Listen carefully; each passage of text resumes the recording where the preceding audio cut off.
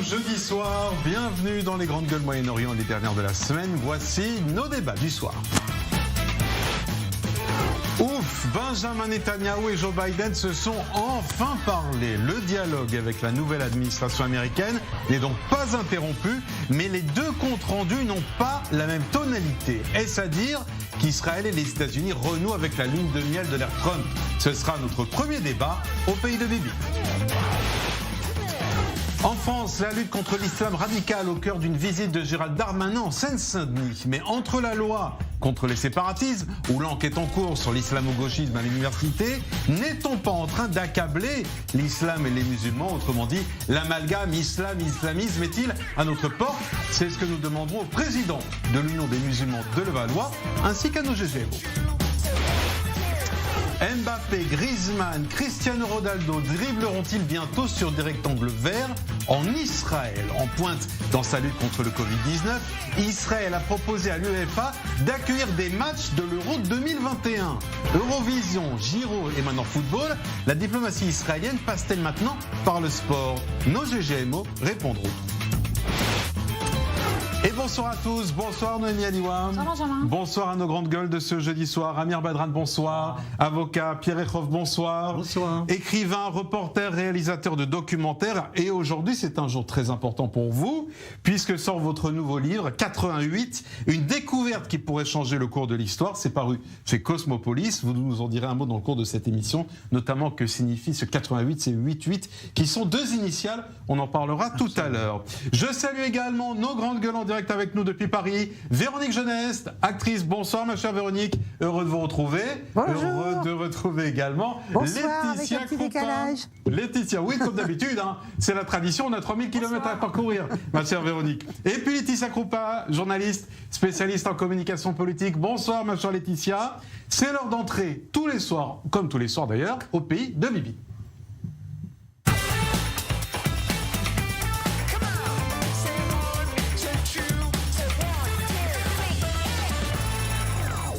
Et pour paraphraser Claude François, le téléphone ne pleure plus entre Israël et les États-Unis. Ça y est, Joe Biden a enfin décroché son combiné pour appeler Benjamin Netanyahou. C'est donc le 12e dirigeant qu'il a en ligne. Mais que lui a-t-il dit, Noémie? Écoutez, c'est une bonne question, hein, Benjamin. Voici ce qu'en dit en tout cas Benjamin Netanyahou sur son compte Twitter. Je lis le tweet. Ce soir, le Premier ministre Benjamin Netanyahou s'est entretenu avec le président américain Joe Biden. La conversation était très amicale et chaleureuse et a duré environ 1 heure. Les deux dirigeants ont noté le lien personnel de longue date entre eux et ont déclaré qu'ils travailleraient ensemble pour renforcer encore la forte alliance entre Israël et les États-Unis. Le tout est accompagné de cette photo où celui que certains surnomment Bibi apparaît avec un combiné de téléphone entre les mains et un large sourire aux lèvres. En ce qui concerne le contenu donc de cette conversation, eh bien, on a très peu d'éléments. On sait simplement qu'ils ont abordé les accords de paix au Moyen-Orient, la menace iranienne et la gestion de la pandémie du Covid-19. Des questions subsistent sur la posture exacte qu'adoptera la nouvelle administration. Sur toutes ces questions, son champ d'action demeure encore assez flou.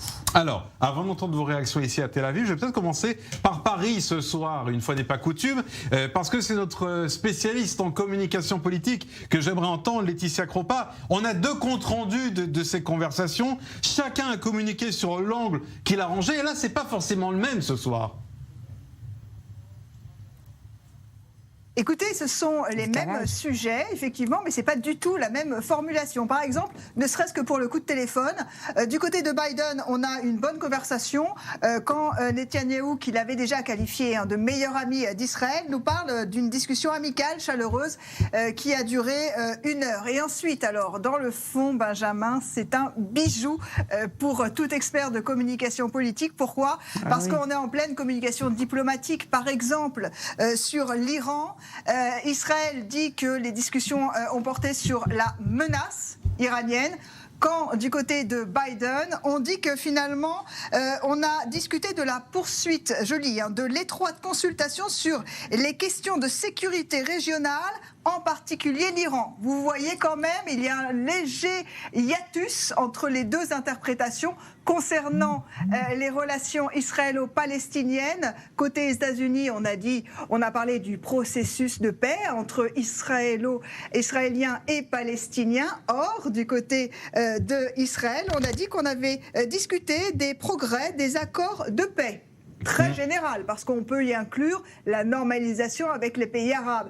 Donc vous voyez, chacun joue, en fait, dans cette discussion diplomatique, chacun s'adresse à son peuple, finalement, à son pays, et chacun est en train de poser les bases de ce que va être le futur dialogue entre effectivement Washington et entre Israël. Donc vous voyez là qu'il y a ce qu'on appelle en diplomatie, on pose les jalons, voilà, et on montre un petit peu aussi les muscles, tant qu'à faire. Bon, Pierre Erekhov, il faut dire que beaucoup de mauvaises langues disaient « Regardez, Biden n'appelle pas Bibi parce qu'il pense qu'il ne sera pas le prochain Premier ministre. Oui. » Finalement, il n'a pas attendu, il a appelé, mais c'est vrai que ce que montre Laetitia, c'est qu'on a quand même de langage. Oui, et ce n'est pas d'abord étonnant. C'est vrai qu'il y avait la phrase d'Emmanuel Navon qui disait, il n'y a pas très longtemps, c'est lui qui a lancé cette idée que Biden n'appelait pas Netanyahou parce qu'il ne serait pas réélu. Bon, c'est un peu flou parce que je pense que ni l'un ni l'autre ne sait à ce point si quelqu'un va être réélu. Ou alors réélu. Maintenant il a vu les sondages et il se dit qu'il est sûr qu'il le sera. Non, je pense pas. Je pense bon, tout simplement que ce coup de fil n'a pas une importance fondamentale. Je pense que malheureusement avec Joe Biden, nous allons retourner à la politique d'Obama vis-à-vis du Moyen-Orient. Et je pense que, comme disait Einstein, la définition de la folie, c'est de toujours refaire la même chose en espérant avoir un résultat différent. Donc si on repart sur la même idée qu'il faut que les Palestiniens retournent à la table de négociation, si on part avec la même idée qu'on a eue pendant des années, que le problème venait des colonies israéliennes et de l'annexation potentielle, etc., et que c'était finalement le cœur du problème dans le conflit israélo-arabe, qui n'est pas pour moi un conflit israélo-palestinien, parce qu'il existe depuis bien avant que les Palestiniens existent, puisque les Palestiniens, comme vous le savez, existent depuis 1964. Donc, c'est quand même absolument invraisemblable qu'aujourd'hui, on se focalise sur un coup de téléphone, alors qu'en réalité, derrière, il y a une énorme machine, qui est la machine administrative américaine. Oui, mais c'était le coup de téléphone qui donne peut-être le coup d'envoi, justement, officiellement de cette machine américaine. Amir Badran. C'est hyper symbolique. Oui. C'est très symbolique. Il faut comprendre que le communiqué qui a été donné par Benjamin Netanyahu ici en Israël est complètement bizarre.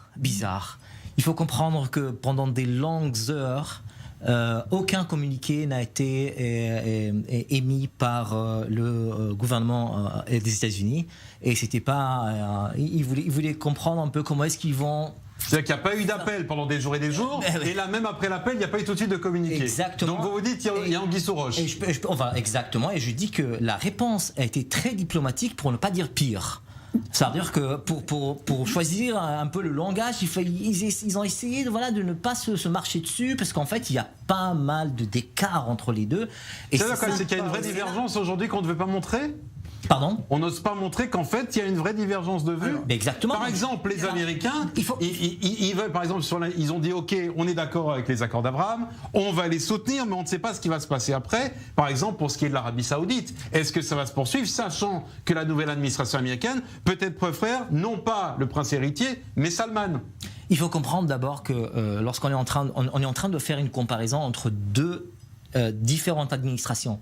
L'administration de Trump était très favorable pour le gouvernement israélien, surtout du côté du volet droite, politiquement, de ce gouvernement. La preuve, le deal du siècle. Le deal du siècle, aujourd'hui, moi, je doute si est-ce qu'on va continuer à en parler. À mon avis, il va être vite jeté dans les grandes oubliettes. Et aujourd'hui, il y a une nouvelle personnalité qui est là, un nouveau chef, une nouvelle administration. Et Biden, c'est pas que Biden va devenir un Palestinien. Biden a une phrase célèbre. Mais il faut comprendre que les choses ont changé. Ceci dit, il n'y aura pas un changement de 180 degrés, c'est-à-dire Biden... On va revenir à l'ère Obama. On va revenir à l'ère Obama. La politique internationale sera assez favorable à l'égard de l'État d'Israël, les subventions, tout ce qui concerne... Oui, mais les subventions, elles ont été signées déjà. Je veux dire, ce sont des il y aura subventions pour la sécurité. Mais à la façon Obama, dit Pierre. Il y aura un changement. On ne sait pas encore si ça va être à la façon de l'Obama. Biden a résumé sa position vis-à-vis de Netanyahou et vis-à-vis d'Israël dans une phrase qui est célèbre. Un jour, il a dit « Bibi, je t'aime, je t'ai toujours aimé, mais je suis d'accord avec rien te concerne, avec rien de ce que tu dis. » Véronique Jeuneste, est-ce que vous faites partie de ceux qui sont rassurés depuis quelques heures? Non. non, mais moi, ça me fait rire quand le double discours, on parle de double discours, de la façon dont les États-Unis font le résumé et Israël, mais moi, je les comprends. Israël, ils sont à côté de l'Iran, à portée de missiles. Les États-Unis, non. Donc, c'est tout à fait normal qu'ils soient plus inquiets. Et puis d'un autre côté, je pense qu'effectivement, ça va toutes les avancées qu'il y avait eu pour les accords d'Abraham, je pense que ça va pas malheureusement être un petit peu interrompu. Mais enfin, c'est un peu donner beaucoup d'importance aussi, peut-être plus d'importance aux États-Unis qu'ils devraient en avoir, et qu'après tout, ils peuvent peut-être continuer tout ce qui a été entrepris avec les pays arabes et Israël peut peut-être continuer aussi parce que cette bonne volonté, je pense qu'elle peut perdurer. Donc on peut espérer quand même que la bonne volonté ira dans le bon sens. J'y crois moyennement. Moi, je ne pense pas que le Maroc va faire machine arrière. Non. Mais c'est pas tellement pardonnez-moi.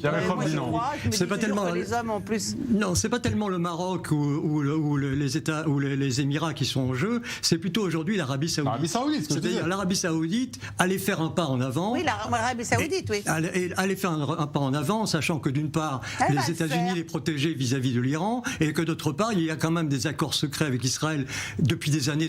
C'est le secret de Polichinelle. Tout le monde sait que l'Arabie Saoudite a des accords de sécurité secrets avec Israël. Mais bon, l'officialisation de l'existence et de la reconnaissance de l'existence d'Israël en tant que pays juif par l'Arabie Saoudite aurait une portée symbolique énorme dans le monde musulman. L'Arabie Saoudite, c'est quand même la Mecque. L'Arabie Saoudite, c'est quand même eux qui gèrent la Mecque. Donc, et ce n'est pas un tout petit pays. Donc, avoir l'Arabie Saoudite, on a failli l'avoir tant que Trump était au pouvoir, et c'est d'ailleurs ce que Jared Kushner a dit il n'y a pas très longtemps. Les Saoudiens lui avaient dit si Trump est au pouvoir, c'était là, maintenant, on signait là, maintenant, au mois de janvier, février. Mais avec Biden, ils vont reculer, ils ne sont pas sûrs de la position américaine par rapport à l'Iran, et si l'Amérique revient à cet accord abominable signé par Obama avec l'Iran, qui aurait permis à l'Iran d'avoir une bombe atomique dans les 10 années à venir, il est certain que l'Arabie Saoudite va pas jouer le même jeu. Mais Amir Badran, vous en tant qu'arabe israélien quand même, est-ce que cette ligne Biden vous rassure, entre guillemets, un petit peu plus sur votre cause, celle des Palestiniens? C'est vrai que Biden, c'est une personnalité complètement différente de Trump. C'est pas uniquement au niveau de la personnalité, mais même au niveau de la politique menée, politique étrangère, politique envers le Moyen-Orient, le Proche-Orient, et plus spécifiquement, je voulais parler un pas de plus de ce que votre invité vient de parler, c'est-à-dire que il ne s'agit pas uniquement de parler de la normalisation avec les pays arabes, mais en fait il s'agit de reprendre la vraie question qu'il faut poser sur la table, parler des Palestiniens, parler des Israéliens, parler des deux États, pardonnez-moi, de deux peuples, on a essayé, paix durable, on a essayé en 48, on a essayé en 64, on a essayé en 67, on a essayé en 2000. Attendez, laissez-le terminer. Amir Badran. C'est ça ce qui est important à comprendre, et à mon avis, cette nouvelle administration va permettre de relancer ça d'une manière plus juste pour qu'elle soit plus durable. Pierre Errov. Parce que ça n'a pas été dit dans les comptes rendus de ces conversations. Oui, alors que c'est sans doute le point le plus sensible. On n'en connaît pas grand-chose de ce qui s'est passé pendant cette heure. Il y a juste des déclarations qui sont officielles de la part de deux gouvernements, sans qu'on soit rentré dans le détail de ce qu'ils ont pu se raconter. Si ça se trouve, ils ont aussi parlé de leurs femmes et de leurs anciennes maîtresses. On ne sait pas ce qui s'est dit. Donc, ce sont quand même des hommes avant d'être des dirigeants. On parle de conversation chef d'État et gouvernement. Vous allez un peu loin quand même. là. Ça part un peu loin, là. Ah, ce sont des hommes, ce sont des êtres humains, ils ont leurs défauts, ils ont aussi... Bon, mais là, on met sur la table les questions C'est un sensibles. fantasme. On revient à des choses importantes et intéressantes. Au-delà de cela, ce que je veux dire, c'est que tenter de faire la paix avec les Palestiniens, on a essayé pendant je ne sais combien de décennies. Ça n'a jamais marché. Trump était venu avec une idée différente qui consistait à dire on ne va pas faire la paix avec les Palestiniens, on va amener les Palestiniens à faire la paix. Quand ils verront que tous les Arabes qui les soutenaient jusqu'à présent, qui sont autour, eux veulent faire la paix avec Israël. Et une fois que les Palestiniens n'auront plus ces exigences permanentes de finalement obtenir tout avant d'aller à la table de négociation, la paix. À partir de là, oui, mais la paix, une paix raisonnable pour tout Mais le sauf monde, que, pas une paix avec excusez-moi. des exigences. Non, mais Laetitia. attendez.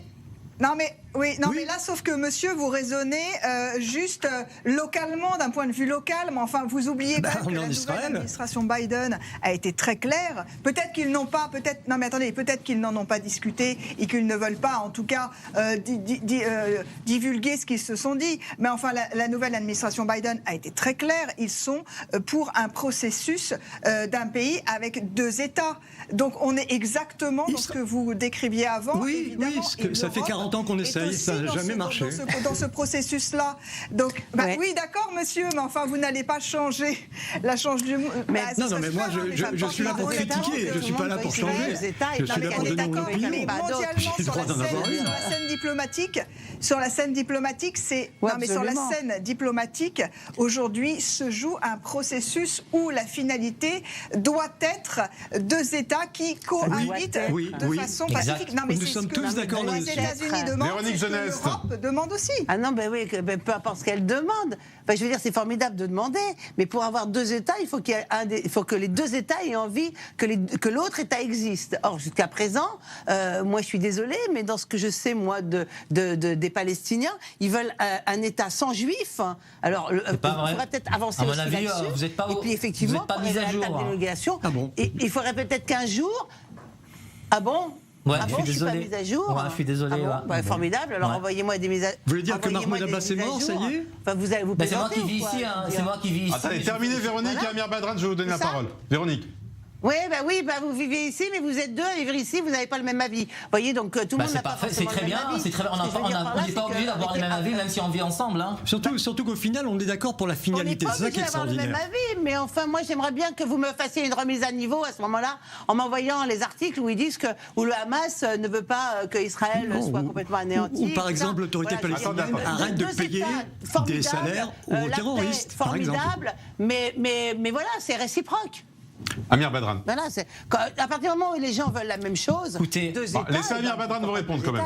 Amir Badran. Il y en a 2. Hein. Écoutez, moi, je suis un Arabe, Israélien, Palestinien, et je vis à Tel Aviv-Jaffa, et mes voisins, c'est des Juifs, et des Arabes musulmans, et des Arabes chrétiens.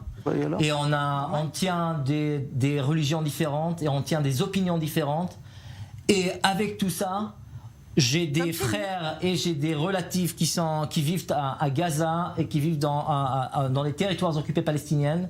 Et je peux vous dire que la main est tendue pour la paix de 2 côtés au niveau des 2 peuples. Maintenant, il faut comprendre. Les peuples. Maintenant, il faut comprendre. Pas les la dirigeants. paix se fait entre des ennemis, entre des gens qui ont des guerres entre eux, et non pas entre des amis, et non pas entre des pays avec lesquels on avait déjà des rapports, que ce soit des apports économiques, financiers ou autres, comme... Tout le monde est d'accord là-dessus, mais on parle de 70 années où il n'y a pas pu y avoir d'accord de paix. Ceci dit, il faut comprendre qu'il est temps d'essayer peu importe le nombre de fois que ça a été essayé, mais quand on est là dans une vraie volonté, de bonne foi, et on est là pour faire des concessions, mais des 2 côtés, et je l'ai toujours dit sur ce plateau, les concessions doivent être faites surtout du côté qui est plus fort, parce que justement, quand on est en train de coloniser un peuple, il est temps de donner leur indépendance. On est en train de coloniser la Judée-Samarie. Qui a été élu à Gaza tient ce discours, monsieur Badran. Vous ne voulez même pas écouter ce discours. Amir, je passe longtemps dans les territoires palestiniens, ça fait partie de mon travail. Le Hamas a été élu, il dirige Gaza. L'autorité palestinienne également. Est-ce que ce sont des gens, ce sont des dirigeants palestiniens? L'autorité palestinienne n'est pas dirigée par le Hamas, je suis désolé. Écoutez, je ne vous parle pas de ça, je vous parle des dirigeants palestiniens. Est-ce que vous considérez qu'eux tiennent le même discours que vous, c'est-à-dire qu'ils acceptent l'État hébreu, moi-même, c'est-à-dire qu'ils acceptent l'État juif? Écoutez, moi je peux vous témoigner, moi j'ai rencontré Mahmoud Abbas il y a 2 ans de ça. J'étais pas seul, j'étais avec un groupe de juifs et arabes qui étaient là, parler directement à Mahmoud Abbas, le président de l'autorité palestinienne, qui dit « Je suis là, je tends la main, je veux la paix, je veux même pas de la résistance armée. » On est ravis, mais alors qu'attendent-ils? Mais j'essaie de trouver des alliants à l'intérieur d'Israël, j'essaye de faire changer l'opinion publique qui est complètement politique, de droite, qui parle de racisme, qui parle de colonie, Monsieur Badrane, répondez-moi. On ne parle pas de vous, on parle des dirigeants palestiniens. On verse des salaires aux terroristes palestiniens. Comment est-ce que vous l'expliquez si véritablement les dirigeants palestiniens veulent la paix, coûte que coûte, comme vous venez de le démontrer? C'est une question. Écoutez, le terrorisme, jusqu'à aujourd'hui, n'a aucune définition juridique. Si, il y en a une. Je suis désolé. Elle a été proposée aux Nations Unies par le docteur Boaz Ganor. Et je peux vous. Pourquoi? C'est les auteurs d'attentats qui ne sont pas considérés comme terroristes? Vous les donne ou vous n'êtes pas intéressé?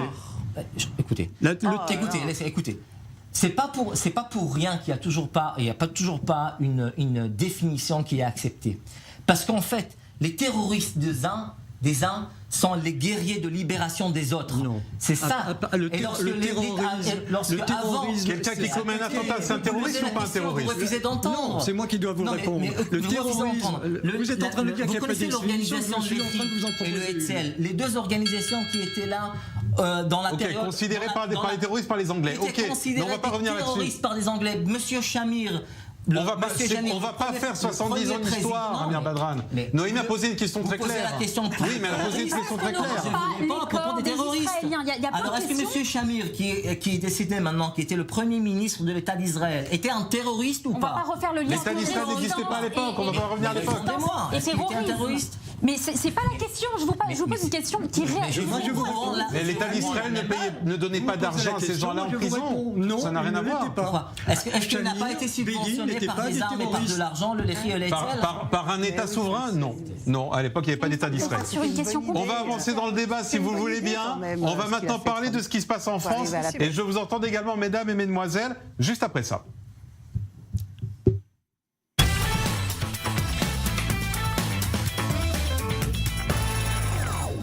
Alors, on va parler maintenant de ce qui se passe en France parce que le gouvernement multiplie les offensives contre la menace de l'islam radical. Dernier exemple en date, c'était aujourd'hui même Gérald Darmanin en déplacement en Seine-Saint-Denis à Bobigny, Noémie. Exactement, donc le ministre de l'Intérieur Gérald Darmanin était en déplacement, vous l'avez dit aujourd'hui, à la préfecture de Bobigny pour, je cite, faire le point sur la lutte contre l'islam radical dans le département.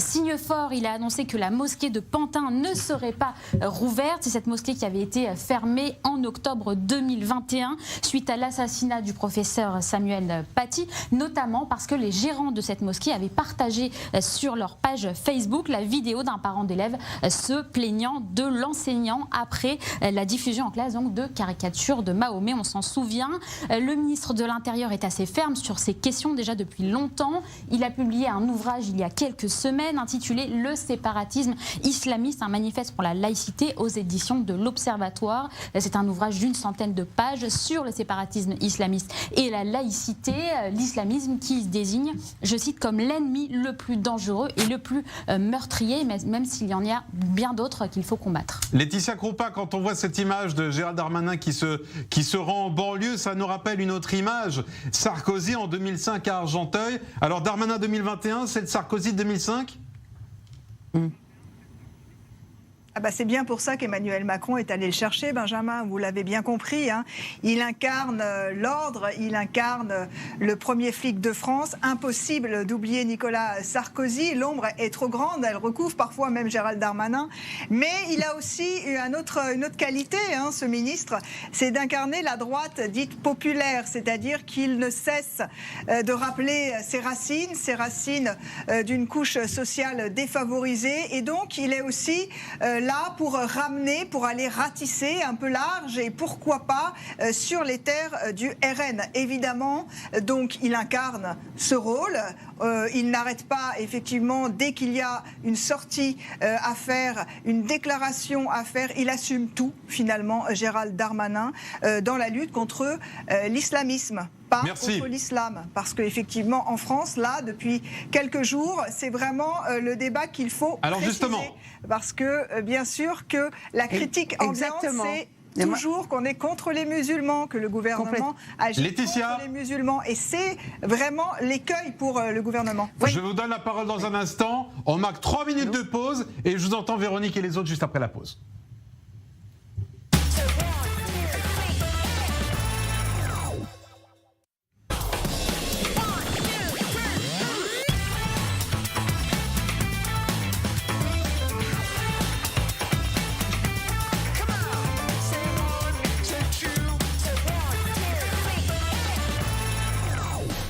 Les Grandes Gueules Moyen-Orient, seconde partie, merci de nous rejoindre. Avec Noémie, nous recevons ce soir Pierre Erkov, écrivain, reporter et réalisateur de documentaires, avec aujourd'hui même un nouveau livre en librairie 88. On en dira quelques mots tout à l'heure si on a le temps.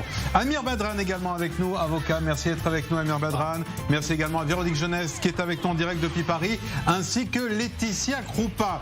Ma chère Véronique, je vais vous donner la parole dans un instant, mais je vais d'abord rappeler que juste avant la pause, nous parlions de ce déplacement aujourd'hui à Bobigny de Gérald Darmanin, cette offensive du gouvernement contre l'islam radical, avec un objectif, on va l'entendre maintenant d'ailleurs, Gérald Darmanin, l'objectif affiché, la lutte contre l'islam radical. Il a d'ailleurs annoncé aujourd'hui, avec un exemple, la mosquée de Pantin, je vous rappelle, fermée après l'assassinat de Samuel Paty pour comportement suspect, ne rouvrira pas. Écoutez bien les mots utilisés. Pour l'instant, les conditions ne sont pas encore réunies pour la réouverture de la mosquée de Pantin, puisque le travail qu'est en train de faire aujourd'hui le préfet de Seine-Saint-Denis avec le maire de Pantin, que je veux remercier, et l'association culturelle musulmane n'a pas encore tout à fait porté ses fruits. Un certain nombre encore d'individus, de sinistres individus, sont dans la gouvernance de la mosquée. Je sais que les choses sont en bonne voie, mais pas encore tout à fait acceptables pour la République. Et nous considérons qu'il faut tout donner aux musulmans en tant que pratiquants du culte, bien sûr sur le territoire national. Nous ne devons rien donner à ceux qui manifestement ont envie de se jouer des règles de la République.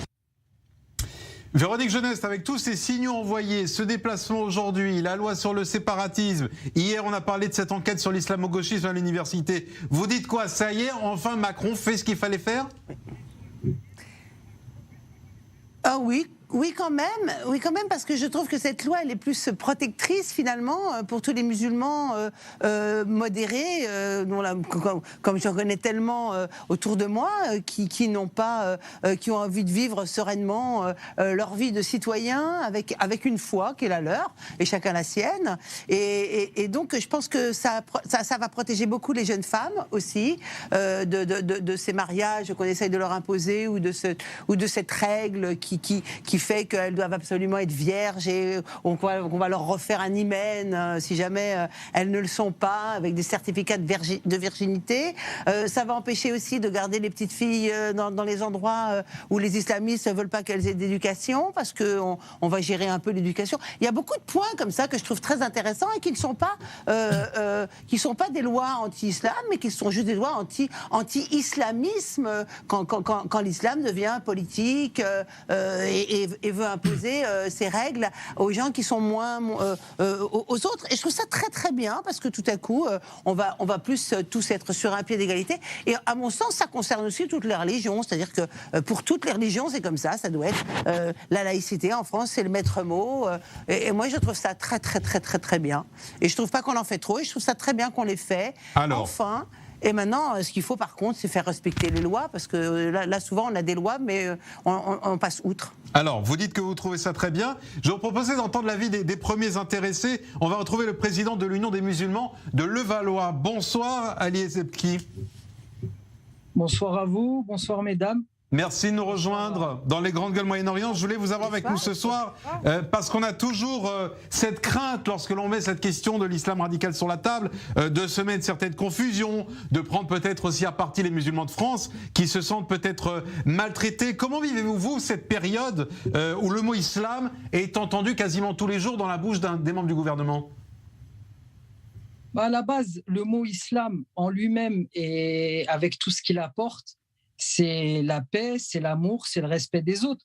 Donc quand on emploie le terme islam radical, je ne suis pas d'accord. Je suis plus à parler d'intégristes, à parler de personnes déviants, d'islamistes éventuellement si vous voulez, mais dire islam radical déjà, ça nous stigmatise. C'est quoi le mot que vous aimeriez entendre dans la bouche des membres du gouvernement alors? Moi, sincèrement, ce que j'aimerais entendre pour les personnes déviants, on les traite comme des personnes qui sortent en dehors des clous, qui veulent porter atteinte à la société. Eux, on doit les combattre fermement et avec les mots. Mais employer islam radical, c'est déjà tous nous englober. Mais moi, quand je parle et que je prends la parole en tant que Français, en tant que républicain de confession musulmane. Ça, c'est une chose qui est très, très importante. Et je pense qu'on est, Véronique l'a dit, on est vraiment une majorité à bien vivre notre France, à être content d'habiter dans notre magnifique pays, vivre les uns avec les autres. Moi, j'ai la chance de vivre à Levallois et on a cette... comment vous expliquer cette proximité les uns avec les autres de confessions diverses. Moi, je suis ami avec le rabbin de ma ville. C'est un proche, c'est un ami à moi. J'échange, je discute avec les prêtres et le père de ma paroisse. C'est comme ça que la laïcité et les cultes doivent se comporter en France. L'État ne doit pas stigmatiser telle religion. Maintenant, les brebis galeuses, elles doivent être absolument combattues et écartées. Il y a zéro pitié avec ces gens-là. Par contre, il faut arrêter systématiquement d'employer le mot islam. Non, moi, je veux qu'on les appelle par leur nom, terroristes, ce que vous voulez. Pour vous, c'est terroriste, point. Alors, je vous remercie d'être avec nous. Il y a beaucoup de grandes gueules autour de la table effectivement, qui veulent réagir. On va faire un tour de table. Noémie Aliwa. Oui, je vais simplement peut-être vous poser une question rapide. Merci déjà pour votre témoignage. Il est intéressant. Il illustre un petit peu cet islam des Lumières qu'on a envie d'entendre plus souvent. La question, c'est pourquoi est-ce qu'il n'y a pas plus de condamnation au sein de l'islam? Il faut que les musulmans eux-mêmes se mettent contre ces dérives, contre ces personnes déviantes, comme vous le dites. Et donc, je pense que le reste de la population se demande pourquoi est-ce qu'il n'y a pas plus de condamnation et plus d'actions qui sont faites au sein de l'islam, car effectivement, l'islamisme est une maladie de l'islam, et donc c'est aux musulmans eux-mêmes de la combattre parce qu'elle les blesse aussi. Ali Essebki. Moi, madame, je vais répondre, madame, en tant que, je l'ai dit tout à l'heure, en tant que Français et en tant que républicain d'abord. Moi, je ne me considère pas comme une partie cachée de cet enfant de la France. Non, je suis un Français à part entière. Mais bien sûr qu'on condamne. Bien sûr qu'on condamne, comme on condamne je vais employer une image, comme on condamne un braquage dans une banque, comme on va condamner les actes odieux des prêtres pédophiles. Bien sûr qu'en tant que Français, on condamne. Et on condamne avec force et ferveur. Maintenant, moi, en tant que Français, je me sens... Voilà, pour moi, il n'y a pas de différence. Je suis comme tout le monde. Quand il y a un fait de société qui touche l'ensemble des Français, il me touche aussi. Véronique Jeunesse, dans nos studios parisiens, voulait également vous interpeller. Oui, non, je me rappelle beaucoup. Non, mais je suis assez d'accord avec ce qu'il dit. Si c'est une question de sémantique, s'il faut choisir un autre mot pour pas blesser, moi je suis d'accord pour choisir un autre mot et dire intégrisme. Mais maintenant, comme en ce moment, c'est quand même malgré tout des trois monothéismes, plutôt l'islam qui poserait un problème, qu'on le veuille ou non. Je suis désolée de le dire, mais c'est quand même donc faudrait trouver un nom quand même. On peut pas stigmatiser tout le monde pour la faute d'un. Donc, c'est un peu à vous de régler aussi le problème. Je veux dire, ça ne devrait pas vous choquer, parce qu'en fait, on donne un nom au problème. Maintenant, je comprends que moi, j'ai pas envie de vous stigmatiser.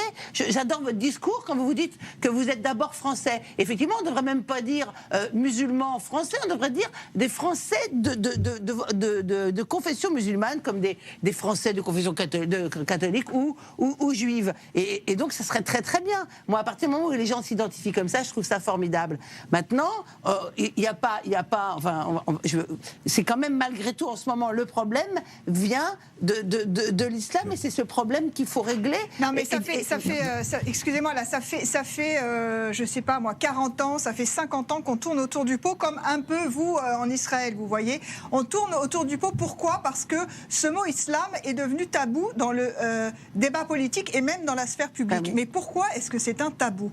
Pourquoi est-ce que nous ne reconnaissons pas qu'il y a une branche pourrie à l'islam, cette branche pourrie, vous l'appelez comme vous voulez, intégrisme, terrorisme, islamiste, salafiste, on peut en trouver des mots, mais monsieur, il faut identifier le problème. Ça fait 40 ans qu'on fait l'autruche, ça fait 40 ans qu'aucun politique n'a le courage de mettre ce thème et ce mot sur la table. Pour une fois, pouvons-nous peut-être prendre un peu plus de 2 semaines pour en discuter ? Ça fait 2 ans que Emmanuel Macron, 2 ans et demi qu'il est arrivé au pouvoir, on lui a dit qu'il votait en touche et qu'il ne voulait absolument pas prendre ce problème à bras-le-corps. À partir du moment où on commence à en parler, tout le monde dit c'est bon, maintenant ça fait 15 jours qu'on en parle, on tourne la page. Mais ce n'est pas un problème. Mais pourquoi dire islam est un problème en France ? Il n'y a aucun problème. Il faut juste pacifier le dialogue. Parce que sinon, on n'y arrivera jamais. On se retrouvera avec les islamo-gauchistes versus les extrêmes droites, etc. Enfin, c'est n'importe quoi. Est-ce qu'on peut parler des choses calmement, intelligemment, en nommant les choses ? Alors, Ali Essebki, ce que vous dit Laetitia Croupa est très intéressant. C'est-à-dire, au-delà des mots, il fallait à un moment passer aux actes. Est-ce que pour vous, les actes qui ont lieu en ce moment sont justement les bons pour asséner aujourd'hui l'ensemble de la population française, y compris les musulmans qui, eux, s'intègrent totalement dans cette République ? Ali. Elle a dit, la dame a dit une chose qui est très, très, très intéressante. Elle a parlé de 40 ans et 50 ans. Oui, effectivement, ça fait, je vais même aller plus loin que ça fait 60, 70 ans, les premières vagues d'immigration. Le problème, c'est quand on regarde les instances religieuses musulmanes de France, sont tenues par les mêmes personnes qui sont là depuis 40, 50 ans. Voilà. Et c'est un dialogue. Et c'est là où moi, je me lève. Mais là, sur les mesures prises par le gouvernement, parlons des faits, si vous voulez bien. Là, les différentes mesures prises maintenant par le gouvernement, où Laetitia le rappelait tout à l'heure, ça fait 2 ans et demi qu'on disait à Macron, vous ne le faites pas, il commence à le faire depuis 15 jours. Vous répondez quoi ? C'est dans la bonne direction ?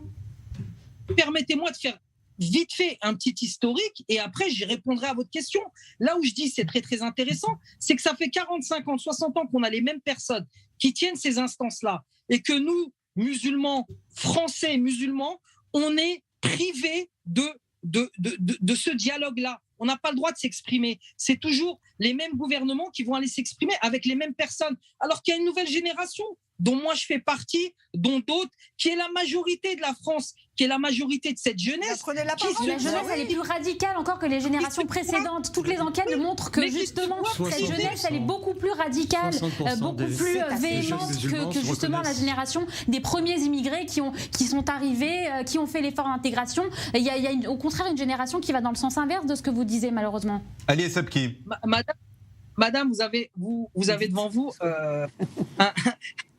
un Français qui, par ses origines, les origines de ses parents, qui étaient d'origine marocaine, et la personne que je suis devenue. Quand je vous dis que c'est un problème, au-delà du religieux, c'est un problème d'éducation.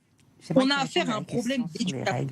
On a affaire à des parents qui ne prennent plus leurs responsabilités. Maintenant, pour revenir à ce que fait M. Darmanin, pour moi, j'ai aucun souci. Ça va dans le bon sens. Oui, il faut épurer. Oui, il faut nettoyer. Et bien sûr que. Et la méthode est-elle la bonne ? Vous ne me répondez pas sur le fond. La méthode du gouvernement aujourd'hui pour épurer, pour vous prendre des termes, c'est bon ou c'est pas bon ?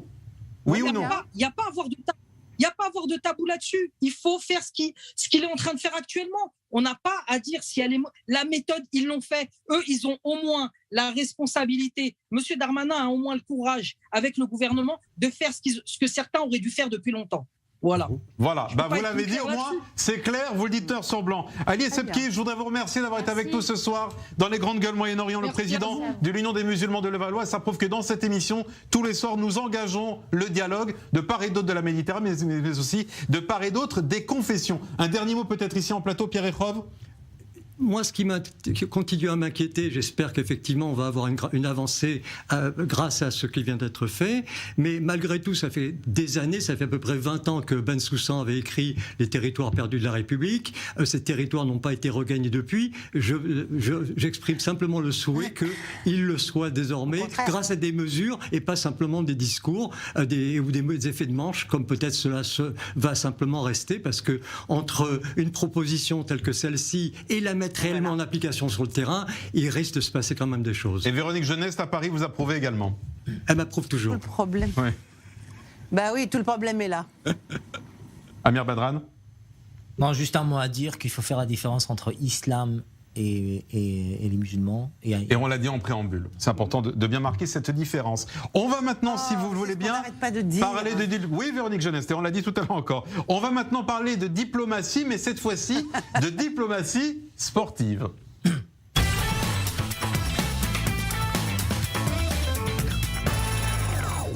Et vous savez évidemment que sur les 24 News, on ne peut pas parler de sport sans recevoir notre grand spécialiste sportif. Bonsoir Jean-Philippe Lustig.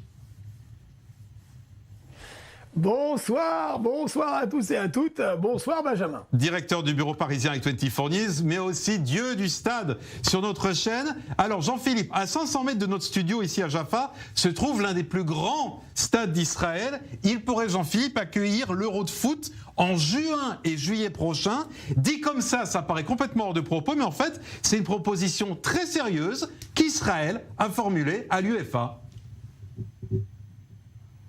Proposition en effet donc très sérieuse de la part du président de la fédération israélienne, Monsieur Hassan, qui a envoyé un courrier au président de l'UEFA, l'instance qui dirige donc le football européen, Monsieur Seferin, donc le Slovène, pour ces championnats d'Europe des nations, l'Euro 2020. L'appellation est conservée car ces championnats d'Europe des nations qui se déroulent tous les 4 ans, énorme compétition après le mondial, et dans la hiérarchie sportive numéro 3, vous avez les Jeux Olympiques, la Coupe du Monde de foot et le championnat d'Europe, donc l'Euro des nations. Pour des raisons sanitaires, la compétition a été annulée l'an passé, repoussée à donc cette année. Et pour la première fois dans l'histoire de cette compétition qui a 60 ans, ce n'est pas un pays qui accueille, mais cette fois 12 pays avec 12 villes différentes, comme Bucarest, comme Saint-Pétersbourg, comme Dublin encore, ou encore Rome. Et Israël a proposé, en raison justement des conditions sanitaires, de dire aujourd'hui, étant donné la situation dans ce pays par rapport au Covid, nous avons les infrastructures afin d'accueillir entre le 11 juin et le 11 juillet, ce sont les dates bloquées déjà, les mêmes que l'an passé, cette compétition si importante. Et la réaction de l'UEFA était plutôt positive. Elle a laissé la porte ouverte en disant... Pourquoi pas, absolument. Et également, la fédération israélienne a proposé... on a déjà une réaction de l'UEFA ? La fameuse finale de l'Europa League, de la Ligue des Champions, soit aussi organisée en Israël au mois de mai. D'accord, donc on a déjà une réaction de l'UEFA, Jean-Philippe. Ah oui. Et Seferin a dit, pourquoi pas. La décision sera prise début avril.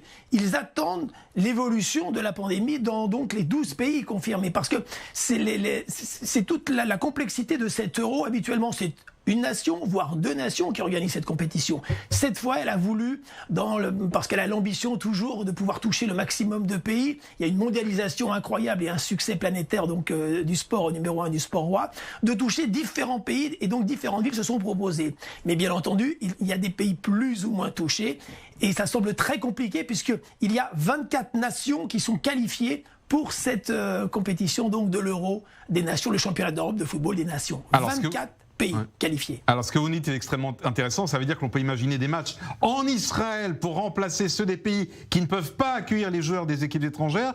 Pierre Ekhov, vous comment on n'y connaît rien au foot, on va le dire franchement. Oui, j'y connais absolument rien. Mais bon, on a l'impression qu'un match télé, ça peut remplacer tous les livres ou tous les articles pour expliquer Israël au monde. Oui, absolument. Moi, je suis totalement favorable à ce genre d'initiative, un peu comme l'Eurovision. On l'a vu pour l'Eurovision, pour le Giro. Écoutez, il y a des gens à travers la planète qui imaginent Israël comme un pays à feu et à sang, un pays d'apartheid où on est sans arrêt en train de tuer des Palestiniens ou de les manger au petit déjeuner. Et en réalité, Israël, c'est 1 milliard de choses et certainement pas ça, ou en tout cas très peu cela. Donc à partir du moment où on peut montrer au reste du monde la réalité d'Israël, que des gens, des footballeurs, des artistes viennent, se baladent dans les rues de Jérusalem, voient la population arabe, vivent avec les juifs, voient les chrétiens au milieu de tout ça, et voient que finalement Israël n'est pas du tout les 5 minutes qu'on leur montre aux informations quand le Hamas nous balance des roquettes sur la figure et quand l'armée israélienne répond. Israël, c'est quand même 1 milliard d'autres choses. C'est un peuple qui est vibrant, qui est Vous avez quand même réussi à faire rentrer le Hamas dans le sport. Hein. Oui, mais fort, ça, on parle quand même de choses, justement, on en parle pour ne pas en parler. C'est-à-dire que, étant donné que pour un nombre incalculable de gens, Israël se réduit à un conflit... Une fois, ce sera autre chose. Pour une fois, ce sera autre chose, c'est ça qu'il faut dire. Amir Badran, ça choquerait que l'UEFA accepte cette organisation de compétition ici en Israël? Est-ce que ça me choquerait? Ouais. Ça me choquerait pas, mais je pense que c'est pas une question... je pense que c'est... On a suggéré ça, on a avancé ça, mais c'est pas vraiment très très sérieux. Même ce qu'a dit. Mais il y a 2 ans pour le Giro aussi, on disait c'est pas sérieux. On disait que l'Eurovision avec Madonna, mais non, ça n'arrivera jamais. On a eu l'Eurovision et Madonna. J'ai dit qu'il a dit on va prendre ça en considération. Il a dit aussi des villes étaient déjà choisies. Ils sont en train ces villes européennes, elles travaillent très difficilement pour accueillir ces jeux. Et par rapport aux infrastructures, parce que là il faut être honnête. En Israël, c'est vrai qu'on va faire un grand pas envers la vaccination, mais en fait, on est toujours pas là. Il y a la mutation britannique, il y a la mutation africaine, il y a le problème qu'on a. On a les problèmes avec les ultra-orthodoxes qui ne se vaccinent pas, les Arabes qui ne se vaccinent pas. On est peut-être le plus grand laboratoire sur lequel on est en train de surveiller comment est-ce que ça se passe pour le vaccin. Mais mettons tout ça à part et parlons des infrastructures qui pourront, est-ce qu'éventuellement elles pourront accueillir ces jeux, ces nombreux gens. Les stades ne sont Vous dites que c'est pas au point, je vais demander à Jean-Philippe, notre spécialiste, il va répondre. Pas prêts à accueillir un très grand nombre comme ça. Les infrastructures comme le réseau férié, comme le tramway ici à Tel Aviv, à Gush Dan. Oui, mais le stade il est prêt, je passe à côté tous les jours, il est prêt. Jean-Philippe, répondez quand même. Jean-Philippe Lustig. Mais oui, parce que ça n'a rien à voir.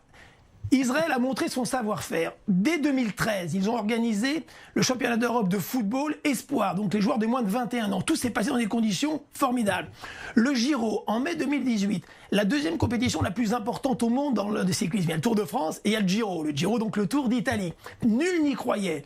Les 3 premières étapes se sont donc déroulées en Israël. C'était inconcevable 1 an auparavant. Et Israël a montré le savoir-faire.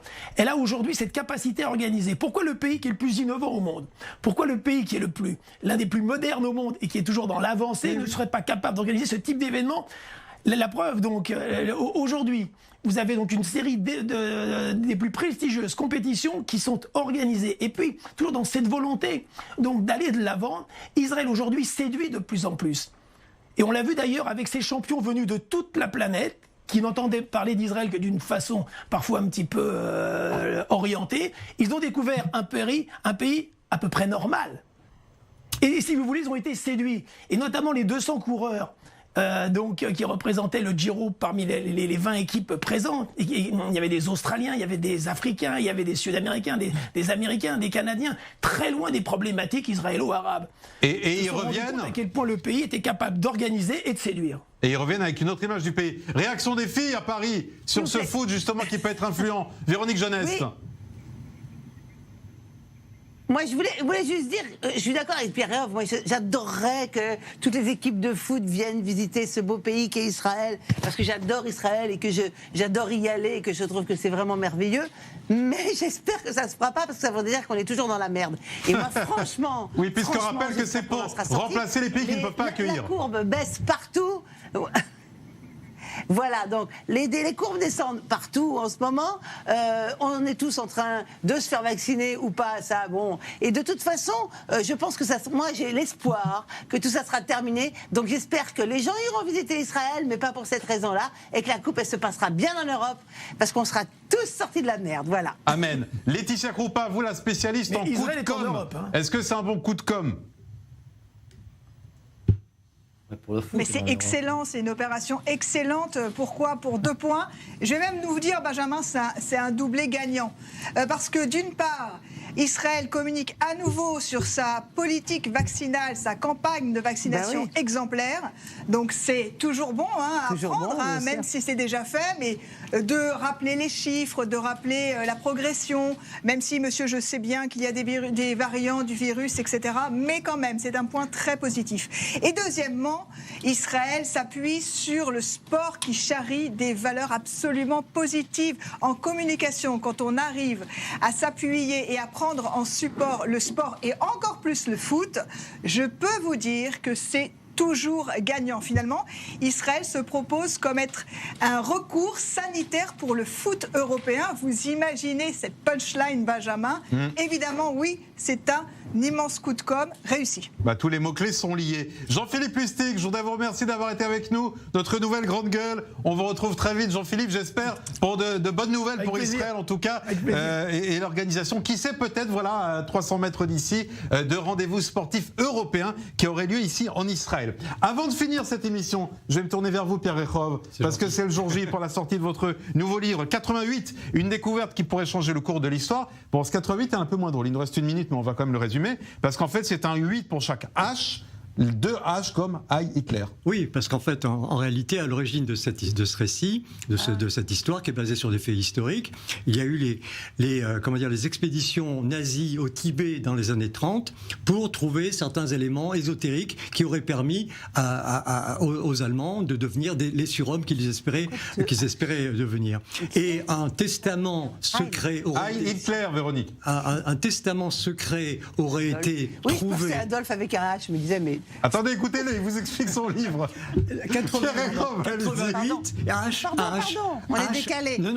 Pardon. H, Heil Hitler. Ce que je ne veux surtout Pardonnez-moi, on rit pas en disant Hitler. Imaginez dans la bouche d'un juif ce que ça peut représenter de dire cela. En réalité, dans mon récit, le KGB trouve dans ses archives un testament secret d'Adolf Hitler qui va correspondre à une montée du terrorisme et à une organisation secrète qui va défiler sur la planète dans les années 2020, 2021, etc. Et c'est un livre à la fois d'espionnage et en même temps un thriller ésotérique, non pas ésotérique, philosophique, qui se base aussi sur des idées de réincarnation, le Gilgul, qui se base aussi sur toutes les découvertes qui ont été faites au Tibet. Et justement, on va parler d'un livre qui existait au Tibet qui s'appelle le Tantra de Kalakarma, qui était le livre qui permet aux Tibétains de retrouver la réincarnation de leur leader, le Dalai Lama. Et la suite, c'est dans votre livre, sorti aujourd'hui en librairie. 88 découvertes qui pourraient changer le monde. Merci Pierre Rechov d'avoir été avec nous. Merci beaucoup Amir Badran. Merci également Véronique Jeunesse. Merci Laetitia Kroupa qui était avec nous ce soir dans nos grandes gueules. Merci. Je vais donner maintenant les résultats de notre question Twitter du jour. Parce qu'on vous a aussi posé la question sur Twitter et sur Instagram. Est-ce que vous l'imaginez justement cette compétition de l'UEFA et de l'Euro 2021 en Israël? Eh bien, vous nous dites oui à 74%. Vous pouvez continuer à voter, on verra la suite des résultats les jours prochains. Ma chère Noémie, je vous souhaite une belle soirée. Très bon week-end. On se retrouve avec grand plaisir lundi soir. Et dans un instant, Cyril Amar, Orient. Bonne soirée à tous.